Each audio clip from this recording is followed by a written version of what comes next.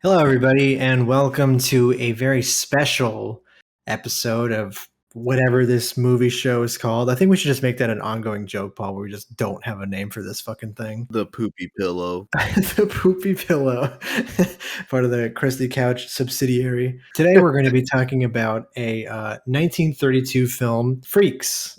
This was a pre-code horror film. Welcome, Chris, our guest. Hello. Yes, He's Chris been is here back. before. Hi. Yeah. It's good to be back. I missed my spot near the floor, near the piss puddle. Yeah, You get the the bucket today. The ambiguous piss puddle, yeah. Yeah. Well, the director of this movie is named Tod Browning, and we'll be getting to that in a little bit. The reason why I wanted to pick this movie is because Notice how Noah didn't do a proper intro this time. Weird. I wonder why. You didn't have jokes today, huh? No jokes today. I've been a little bit all over the place, but we are talking about this movie because I actually find it very interesting. I made this whole thing. I did all this research in an attempt to just say people have always been too fucking sensitive. Always been too sensitive. Yes, people have always been too sensitive, and Freaks is a great example as to why. Freak! You freak! So this movie takes place during a kind of circus show that showcases people with developmental disabilities as freaks. That's what they're calling them in the movie. We're not saying that like. No, I'm saying that. Oh, okay. Paul taking a hard stance on that. They've had it too good for too long. Think they can run all over us, they think. If there's anyone that needs to be taken down a peg, it's the developmentally disabled. Yeah, it's those people without limbs, like the Potato Man. I'm watching you. So, the early 1930s and the late 1920s, it was kind of known as the pre-code era of Hollywood. This is when sound was first being added to film, and a lot of movies made at the time were kind of wild. Like, they were super out there. They promoted very promiscuous lifestyles like same-sex marriages, even mixed marriages, mixed race marriages. Okay. And you had movies like Public Enemy and Scarface coming out at the time, which I don't know if you guys knew that, but the Tony Montana Scarface is actually a remake. Is it really? Yeah. I know. Oh yeah, a lot of people don't. Hey, come to me with my little friend. So, is the original film about his little friend? Yeah. My Little Friend, original Scarface, released in 1930. But yeah, so it was actually kind of creating a problem with a lot of conservative groups at the time because they were like, these movies are ruining America, So the government had to step in and be like, hey, if you guys don't figure your shit out, we're going to have to start governing your movies. We're going to have to start censoring things. So you guys got to figure it out. Yeah. So the response to that was this thing called the Haze Code. Okay. And it was this thing where it was a very strict set of laws where you could not only not show like mixed marriages, you couldn't show homosexual relationships. Any and all criminal action had to be punished. You could not have an anti-hero in these movies. That's why you get like the so-called silver era of Hollywood, which I fucking hate. It's so boring. Every movie's the exact same. Yeah, see, I don't condone that lifestyle, doll. I want to get married before kissing. It's all the same kind of shit. You want to put your hand where? Yeah. The raunchy scenes are just shoulder tugs and pretty much, yeah. Like police officers and judges could be portrayed as villains, but it had to be made very clear that they were the against the norm. I was like, wow, I can't believe this police officer is evil. Kind of deal. So it was a very kind of boring era of Hollywood, and the reason why I bring this up is because the film that we mentioned earlier, Freaks, was kind of a huge fucking reason this happened. Okay. Yeah, so we can just get into it a little bit here. But first, what did you guys think of the movie? Chris, go for it. You have a lot to say. Yeah, and that's basically it. All right. No. Good night, everyone. I really liked it. It started off a little like I didn't know like what direction it was gonna go, but I enjoyed it a lot, and it was a lot more. I don't want to say grounded. Like it wasn't so like weren't we so funny back then? Kind of like this doesn't really apply anymore, kind of thing. It's like Yeah. no, it's a good plot. It's a good plot. I liked it. Yeah, I would say the same thing. I think it was pretty good. Not Yeah. bad. This is pretty short, but it actually felt a little long for me. Not in a bad way. I thought it was like well paced, I guess. Mhm. Where it's like slow build up, I suppose. Yeah, it is a very slow buildup of people just kind of talking and very mundane. Like, yeah, Chris and Paul had a little trouble believing me when I said this was a horror movie because by all stretches, this is always labeled as a horror movie. Well, people were afraid of the freaks back in the day. You know? Yeah. Yeah. So it was seen as a very, very shocking sort of movie at the time. Oh my god. We're not really going to delve into the plot because there kind of isn't really one. Oh, It's don't talk about little Hashbula like that. oh, come on. I So- love them. So the film focuses. I would say that the heart of the movie, the two main characters are Hans and Frida, Yeah. and they're two lovers played by two people with dwarfism. It's a condition that the famous internet celebrity Hasbulla has. It's pretty similar to that. You know, it focuses on them, and Hans has eyes for another woman, the villain of the movie. Oh, Hans, those flowers you sent to me, they were beautiful. But not as beautiful as you. Who is very conventionally attractive. Like you would see her be the lover in your traditional Hollywood era movie at the time. Yeah. But in this movie, she's the villain, which was not a fucking thing back then. She's a fucking bitch. Yeah, she is a horrible person. And the other villain of the movie is, again, your conventional, like handsome leading actor with Hercules. It would be to be cheered for them to be taking down these so-called freaks, you know? Like the audience would be rooting for them to win. And so, you know, there's a plot basically that Hans is going to inherit a lot of money from a deceased relative, and they catch wind of that. Cleopatra's like, oh, I'll marry him so I can inherit his money, and then we'll kill him. And then it can be Cleopatra and Hercules together happily ever after with a shit ton of money. Yeah. But it does not work out that way for them. No, it doesn't. And that's when the horror element is revealed, I suppose. They're like chasing them around with knives and guns and stuff. Yeah.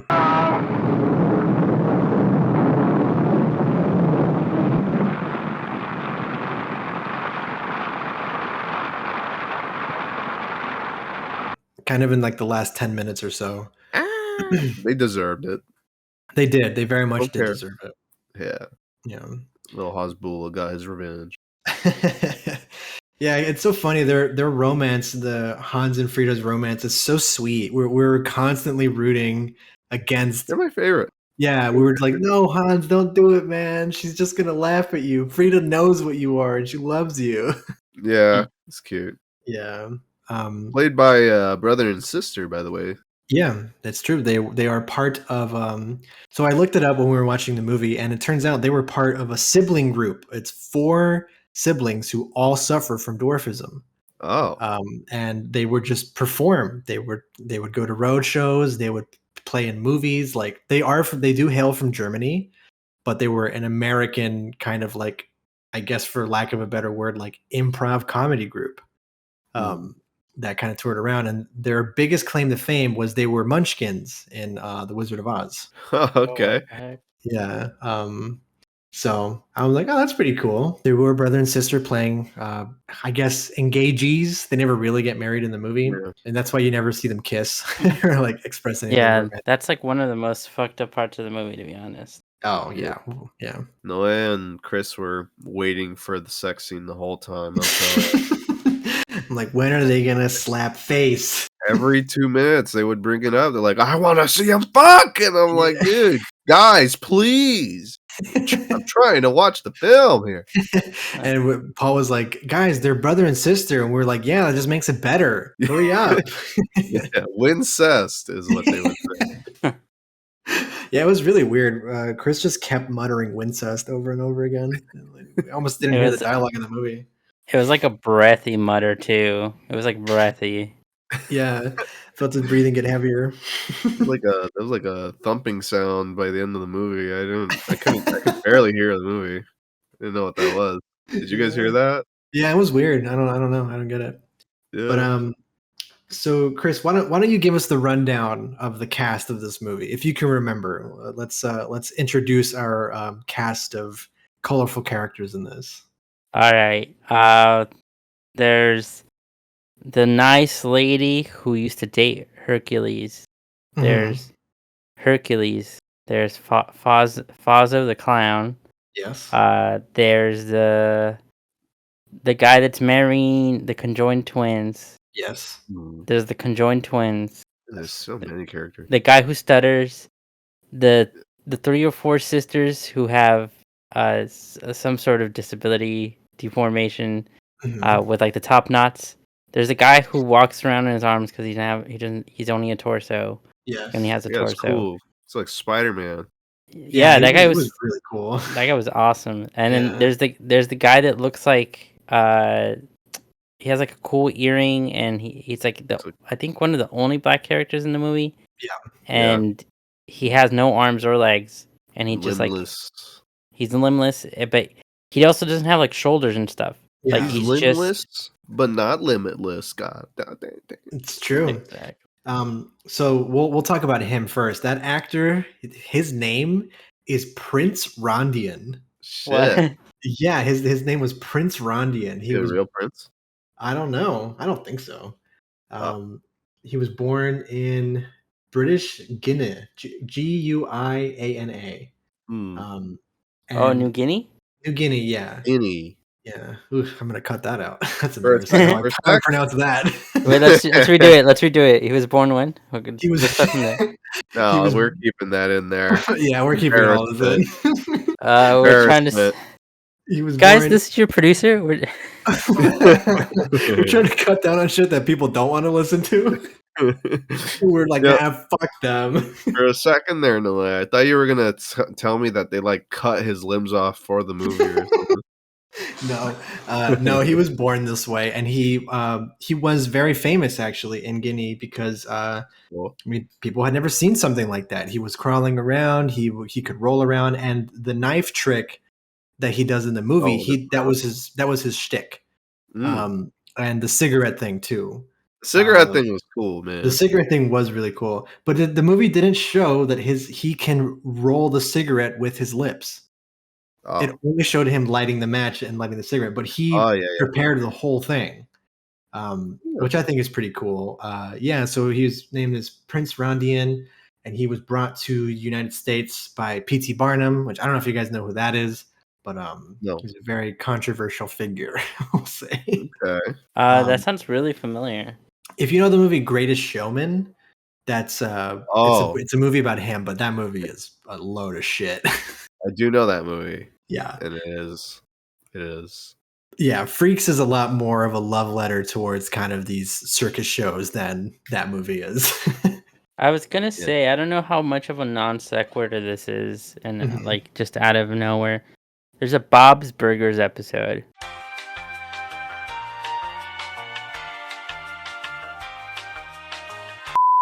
Yeah, that's it. All right, I think I derailed this enough. Wait, what are we talking about again? Thanks for the Bob's Burger recap. So yeah, like feel free to cut all that out. I just love Bob's Burgers. We can release that as its own thing and just call it Chris Loves Bob's Burgers. So we've got a little bit into the plot of this movie, and I want to talk just briefly about the director, Tod Browning. I learned this today. He actually directed the Bela Lugosi Dracula movie. Like, that was his claim to fame. He brought Dracula to like the fucking mainstream. what'd you say the author's name? The director's name was Tod Browning. Todd Browning. Yeah. Oh, dude, I actually know this guy. He recently directed a film. It's called Morpheus. Morpheus. Have you heard of it? He actually specifically requested that scene of "I'm gonna morb out" to actually be added in the movie, and that's what makes it a 100% to me. Yeah. I am inevitable.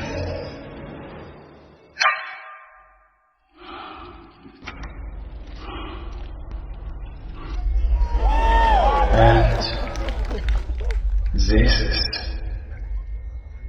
Morbid time.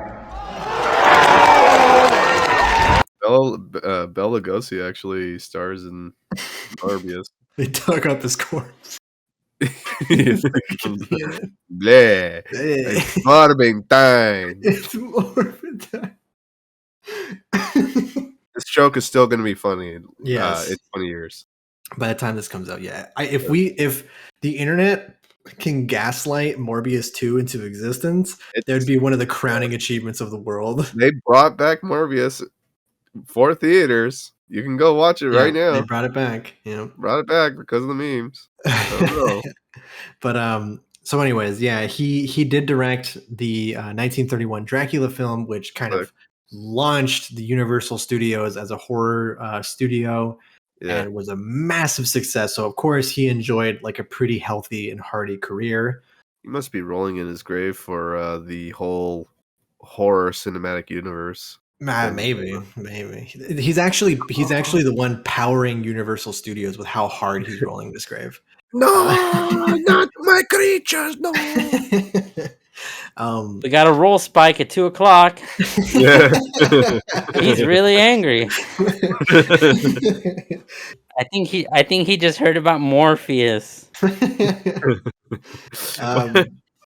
if they make a remake of Freaks?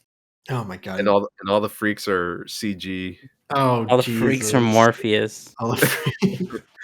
So, he enjoyed a very long and healthy career in Hollywood, which at the time was very rare. They would just fucking eat you up and spit you out, leave you broken. Yeah. He had always kind of had this passion project for directing this movie about a freak show.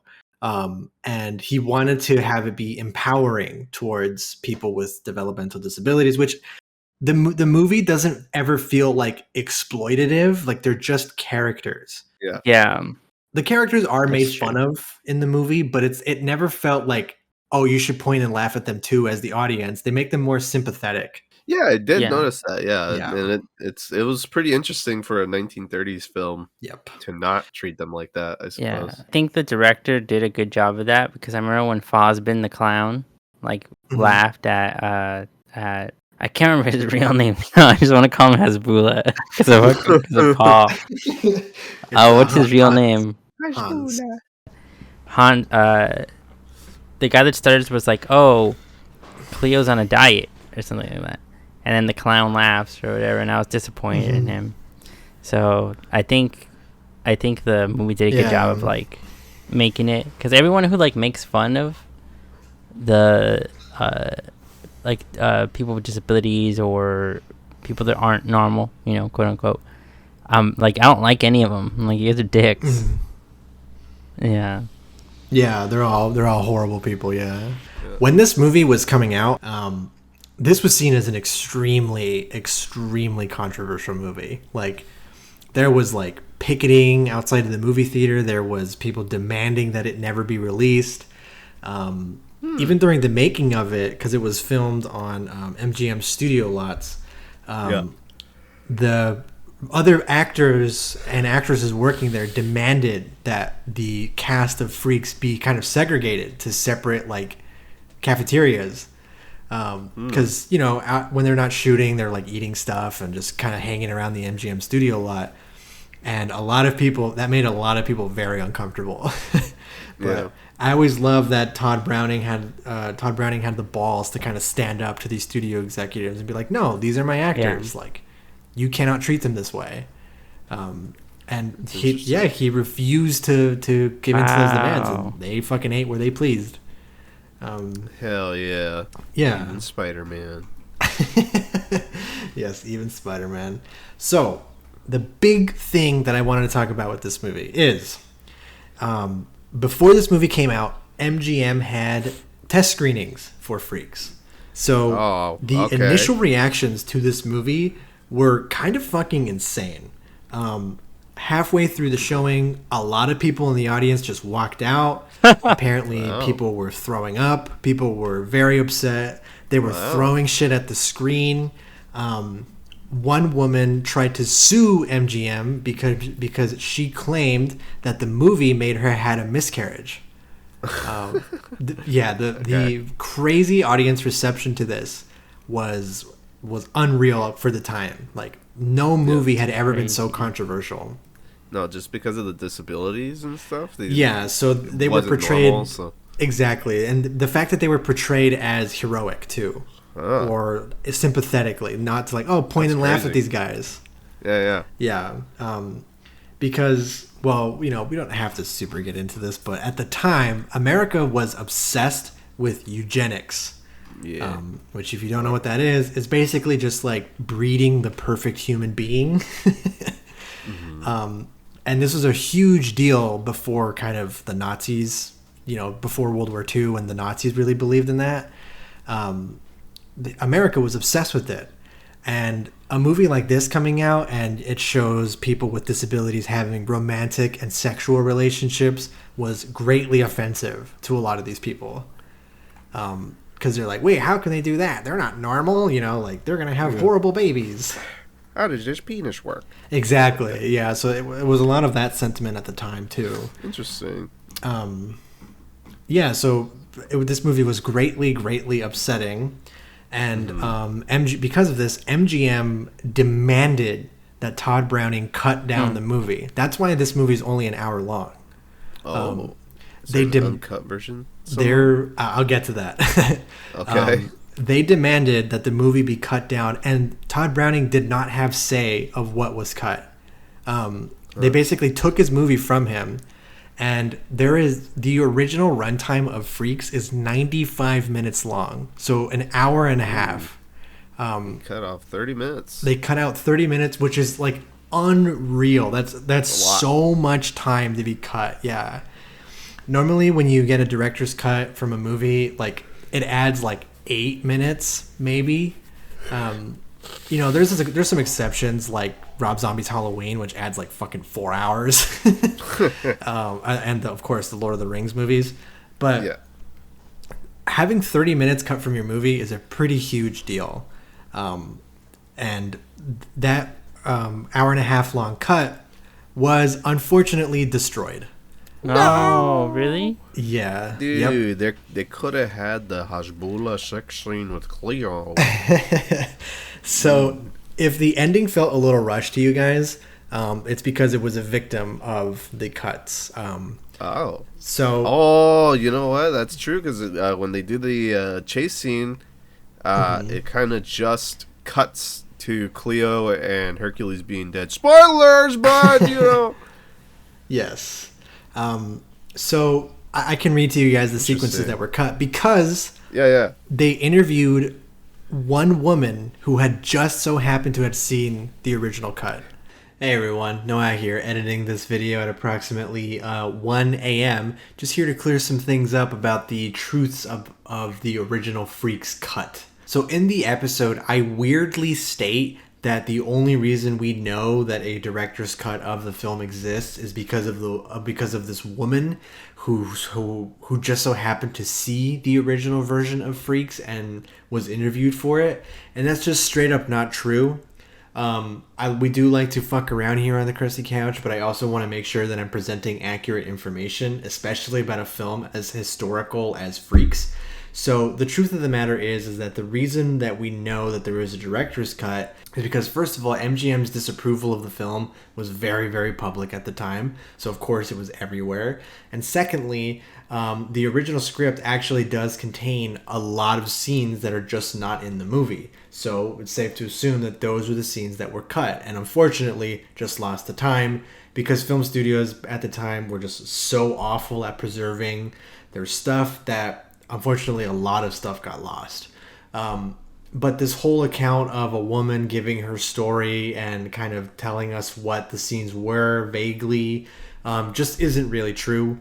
It is true that very few people have seen this original cut and a woman was interviewed about it, but that's not the only reason. That's not the only thing we have to go off of when it comes to these cut scenes. There is the script that shows what these cut scenes were. So just wanted to clear that up in case anybody wants to comment. I know the truth and I'm editing it in here. The sequence that was heavily affected the most was the ending, because it was so offensive to people to see quote unquote regular people be killed or maimed. Most of the scene where Cleopatra is being mutated and maimed was cut. That makes sense. Yes. It was so out of place. Exactly. I remember. Mm-hmm. Yeah. We watched the movie and Cleo's like a chicken lady, and I was like, how the fuck did that happen? Oh. Yeah. Okay. So that was cut. Hercules' death scene was cut. It was a lot more violent. Apparently, in the original cut, they castrate him. Oh shit! Yeah, they castrate him. And I'm sorry, they don't kill him. Hercules, in the original cut, it's assumed that he's dead, but in the director's cut, they just castrate him. Wow. And a lot of the ending, like there was supposed to be like an epilogue of like, oh, the freaks lived happily ever after. This is what happened here. This is what happened here. Mm-hmm. And then at the end, there was going to be a song that Hercules sings in his new voice because, he was castrated. Oh, yeah. And it was going to have Cleopatra quacking along. They were going to sing the song together because now they're both freaks. But unfortunately, this is all lost. Yeah, that's a shame. I would like to see that. Yeah, right? It would have been really interesting to see. Yeah. I mean, lost movies have been recovered before. It's not entirely impossible that this thing is completely gone, but it's pretty safe to assume that it is. Isn't it like a thing that like the MGM storehouse famously like caught on fire? Yeah. And because film is extremely flammable. Especially when you're making pure fucking heat. True, just like this movie, dude. That's right. This movie did have to be cut down dramatically, and that's crazy, man. Yeah, this was back in the day when there wasn't such a thing as like a home release. You just saw it in the theaters. Yeah. And if people really liked the movie, the studio would re-release it, and that's like about it. How old was this lady when they interviewed her? She must have been pretty old. I don't know. Yeah. What if it was all a delusion, dude? She never actually went to go see freaks. Holy shit! She's just like making it up. She's like her dementia-riddled brain. Yeah. What if she hated the movie and she's like, I want it to sound like it was horrible, right? And then she talks about all this stuff. You never know, dude. You never know. Just a game theory. Yeah, people don't lie though, Paul. No one lies. Yeah. I mean, seeing as she was the only lady that apparently remembers the ending to this film, like, I don't know. Seems a little weird, I'm like. Yeah, we do have to take a lot of this at face value because, the original cut does not exist. That would be pretty fucked to see on screen, though. I do agree. Yeah. Seeing them castrate a man and then also actually mutate this lady on screen. Yeah, that'd exactly. be kind of fucked to see, but I would have still wanted to see it. Especially in something that you have never seen before. Like, people were not exposed to like the circus life. They just had no idea about this stuff. This definitely probably fucked some minds because the worst people probably seen back in the 1930s was their turd floating around in the new toilet, Like, holy shit. Like, toilets are new. That's good. Toilets are new. Wow, doll, look at this. Wow. You don't have to shit in the hole anymore. It goes in the water. Look at that go. Anyways, time for your daily beating. Grab me that bar of soap, will you? So, like, definitely seeing a film like that in the 1930s. I can understand why people would have been freaked out. Yes. Oh, pun. So in response to that, people protested the movie when it was playing in theaters, and a lot of very big like church groups really picketed this movie. They protested it. They boycotted it. And Pope was there. The Pope was there. The Pope was there. He was like, "Fuck this movie." I've seen it too many times. They're not turning. They're not castrating me.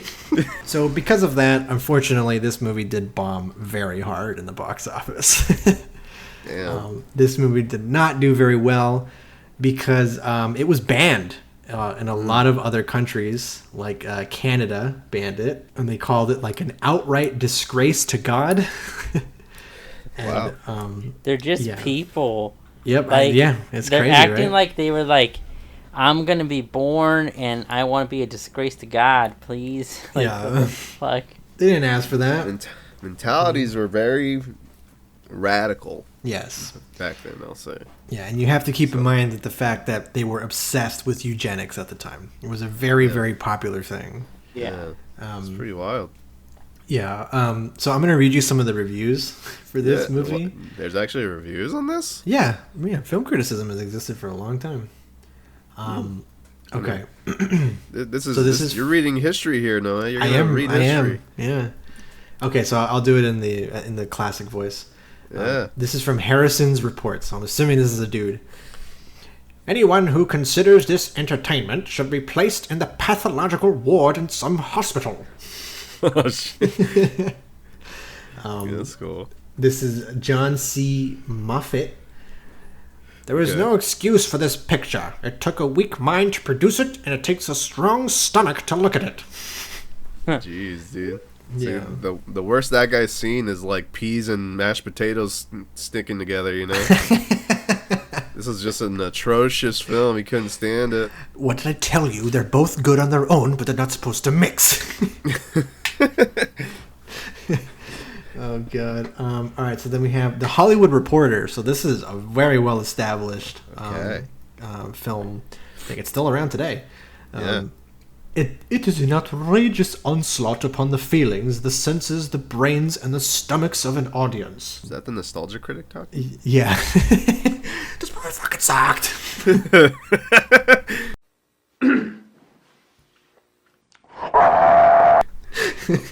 Damn, so it just got bombarded. Is there like any good reviews? There was. The movie was very well liked in certain states, which is kind of interesting that these states that liked it are more like liberal. They have been like historically more liberal. Okay. So you have not states but like cities. I mean, you have Cincinnati, California, Los Angeles, especially Chicago. It was very popular in states like these. I see. And people really liked it. Let me see if I'm trying to find a positive review real quick. Okay. Meanwhile, Chris and I can speak about how much this movie related to him. Right, Chris? That's right. You felt right at home watching this film, didn't you? Wow, dude, that's so crazy. I was about to say I felt right at home. That's crazy. You guys already chose minds. Yeah. So we feel the bond. I think we were established. We were very happy to watch the scene where they were trying to make Cleo one of them, you know? Yeah, it's true. Gooble gobble, one of us. Yeah, Google gobble, one of us. And I was like, damn, man, that's like a tear shed from down my face. That shit hurted. That shit hurt. I was like, shit, I get it. So the New York Herald Tribune wrote, obviously this is an unhealthy and generally disagreeable work, but in some strange way the picture is not only exciting, but occasionally it's touching. Oh. Yeah, so... I wonder what part of it did they think was unhealthy, though. I know, right? I wonder that, too. Unfortunately, there's not a whole lot of context for these sort of things, but... Yeah, there's not real context, but I think, like... I guess knowing the time period... Yeah. And what we talked about earlier, Yeah. Maybe they had like similar views where they're like, oh, the freaks shouldn't have been the heroes, but you know what? They had some touching moments. You know? Yeah, that's probably what it could be. Yeah. So yeah, this movie bombed really, really hard. This killed Tod Browning's career. He did not work again until his death. What about Dracula? Bah, you know. That was before. Oh. That was before. Oh, this was his last film. This was like his second to last movie. He did one more, and that was it. Hollywood blacklisted him, and he was done. Shit. Yep. God damn. Yeah. Pretty fucking wild. Yeah, right? And I'm like, wow, that sucks. Did he have it? Do you know if he had any like regrets or anything like that? No, he was very proud of this movie. He loved it a lot. He considered it to be his best work. Yeah. It certainly was good. touching. Yeah, he I considered liked this to be his magnum opus. I actually really did like it. Like, I'm genuinely serious. Yeah, I it's know good. we're typically slimy and gross and like to swim in our own feces and from time to time. God. But I did think this movie was pretty nice. It was very short. I'll reiterate what I said at the beginning of this episode. It was very short, but I think the moments, like that reporter said, I think it was touching at times. Yeah. Where I felt bad. I genuinely felt bad for like Hans and Frida, and I was like, oh, that's not nice and stuff like that. Which is interesting to say. Yeah. Because I wonder how things would have been in the 30s.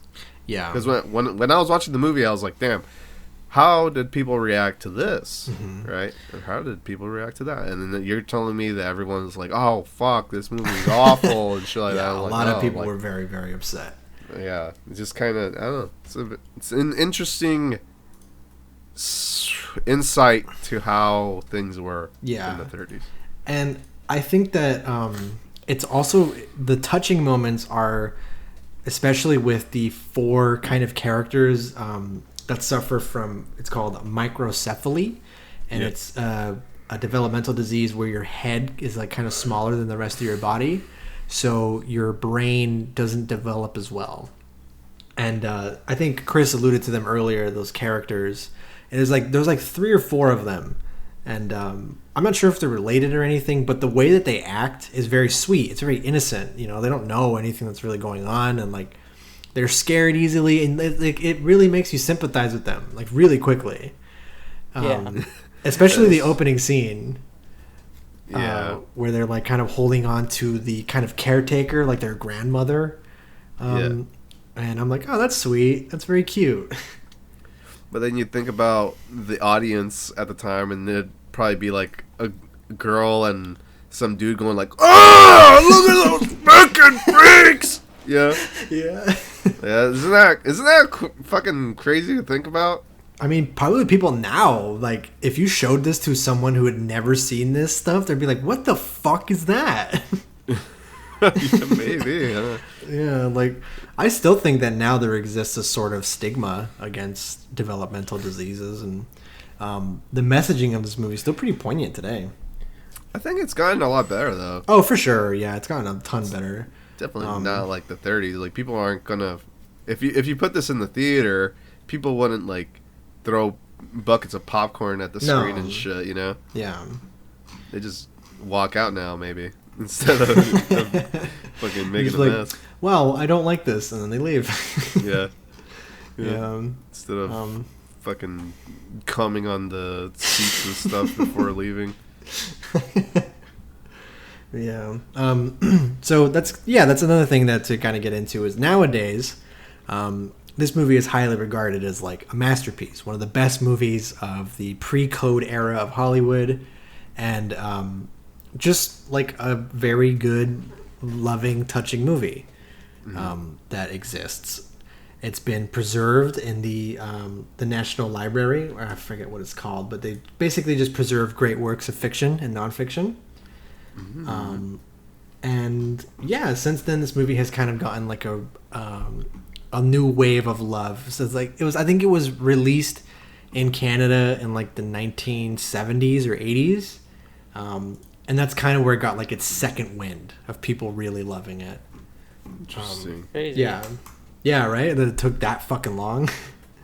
I wonder how that came to be. Someone just dug it up and they're like, hey, you know what? This movie was really hated back then. Maybe we should give it another watch. Yeah, I know, right? You know, like, how did that happen? I'm honestly surprised the film wasn't destroyed. Yeah, that too. They kind of just left it alone. If it was really that despised, like, I don't know. It is really interesting that they kept it up. Yeah, right. It is kind of like, huh.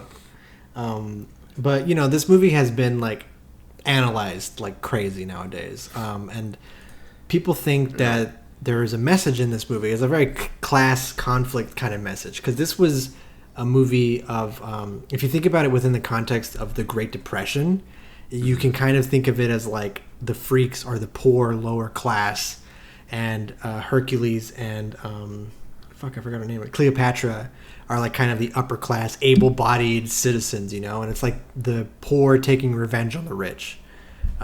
Because this movie was released, I think, during the Great Depression, or it was like after the Roaring 20s. I don't remember American history. I think the Great Depression was like 30 something. Is it 30s, 40s?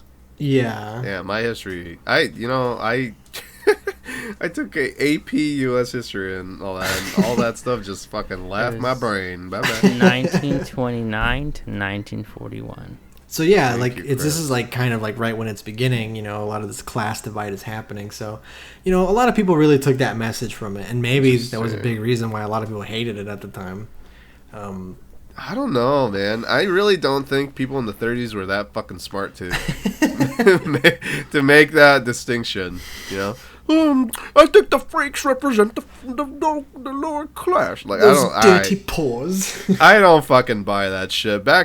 People back in the 30s, they were like, yeah, let's fucking go fuck in the drive-thru, babe, and stuff like that, you know? Or that's not the 50s. That was the 50s with the drive-in movie theaters. I'm sure people had like similar mentalities though. With probably. Yeah. Let's go fuck in front of the campfire, sweetie. You know, stuff like that instead. Yeah. But so I don't know. I guess I can believe it now. Yeah. If you're reflecting on it. Yeah, that's a good point. It's much easier to see it when you have all the context. Yeah. But it's like, I don't know. I really don't think people were that smart back in the day. But maybe I'm treating them wrong. I don't know. With a little bit with not as much respect, maybe. Yeah. I mean, I don't know, dude. It was a pretty like weird time back then. It was a very weird era, but yeah. I mean, that was Freaks. That's really all I have to say about it. I really like this movie. This is my second time seeing it. I saw it in a film history class that I took, and we learned a whole lot about it at the time. I didn't delve into it as much as I probably could have here in this episode, and I'm sure I missed a lot of things because there's a lot of fucking context for this movie. And for... Yeah. Yeah, no, keep going. Oh. I'm listening. And for the era that this was released in, because, I mean, you can just go into such a fucking rabbit hole about, like, World War I, you know, how it affected American politics and how that affected Hollywood, but I didn't want to do any of that shit. That would be a whole other topic, yes, I feel. That's an entirely other episode. And I do really love film history, but maybe we can do it at some point. But, you know, this is kind of, you know, my little project for the week. Crusty history, huh? The crusty history, yeah. Here's why movies suck now. This would be hateful. Yeah, no, I think it was genuinely really interesting. It was, I liked it. Yeah. I do. Mm-hmm. I think it's cool, and I think thinking about the context is very interesting just because, like, it's like I said earlier, it gives us insight to how people were thinking at the time. Yeah. And, yeah. But again, that just kind of, I don't know. I really don't think people back then were making claims about the movie being about the lower class and stuff. I can't see it. Yeah, I can't see that. That makes sense because I think it's like it was too early in the era of the Great Depression. I think they just saw it as like, I guess like a grotesque film. Yeah. I can't believe this is on film. My kids fucking eat here, shit like that. Yeah, exactly. My children are on this earth, sir. Yeah. So like, it was probably just one of those movies, like one of those mom mentality moments, Yeah, that's true. Triple M.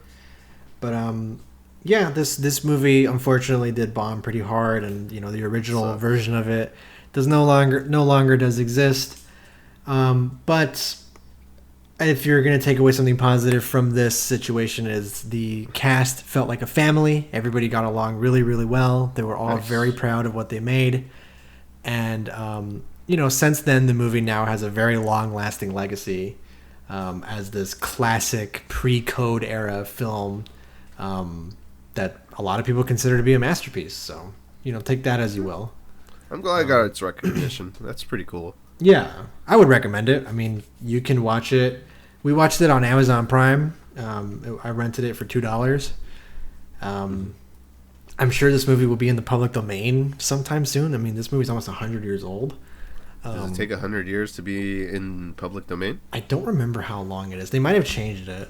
Because movies like Nosferatu are fucking public domain.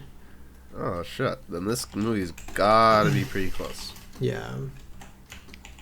I'm actually curious. Do you know how the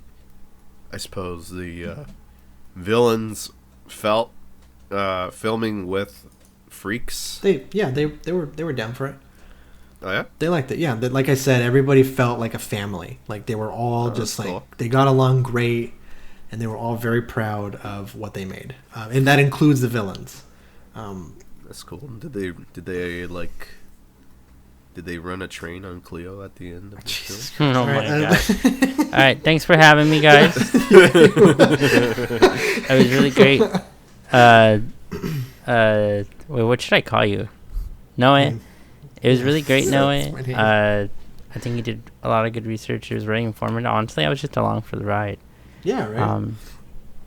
If I had to say one last thing, like if someone looked, if in the future someone's like, damn, I remember I watched Chris on a Crusty Couch episode super long ago. I wonder what they thought about Freaks.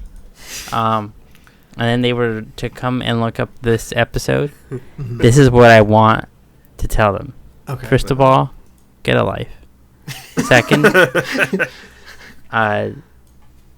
this movie was good. I know you said like there's not really like a plot, and I kind of get it. Like if he hadn't told me this movie was cut, I wouldn't have thought otherwise. Yeah, because it's very well made. Like that scene where they're all crawling out in the dark and stuff. That shit was scary. Yeah, shit was genuinely unsettling. Yeah, and I was a little caught off guard though that it just kind of ended. Yeah. At the end. So that's why I was like, oh, okay, like interesting. But I agree with Chris. I wouldn't have known. Yeah, it was great. It was well made. Yep. Like every character was interesting. Like everyone had something to do generally. And like the motivations were there. Of freaks. It was good. Yeah, it had a lot of heart to it. Well, that's it for Freaks. Next week we'll be back with an actual Geeks. like. Shut the fuck up. Geeks. Paul Feig is a hack. We'll be back next week with another movie. Paul and I have a pretty good idea as to what it will be. It's a gamer-based horror movie. For y'all gamers out there. Yeah, so we'll be back for that. Chris, you're welcome to join us if you want to come back. But that was Daddy though. What? Huh? That was us here at the Crusty Couch. Paul, where can people find you? You can find me at Twitch, YouTube, Instagram, Twitter, your mom's house, your dad's house. I see you there all the time. Yep, I see you there all the dog's house. Yep. Cat's cradle. That's great. The cat tower. Choconanakins is the name. Being gross is my game, I Damn suppose. it. I was going to say telling bad jokes is your game. Well, that too. That too. My favorite joke is that this movie was essentially the Infinity War of freaks. Oh, yeah. I like that one. Yeah, you said that when we were watching so the movie many- because of how many characters there were. Yeah, dude, there was so many of them. Yeah. It was awesome. Chris, where can people find you?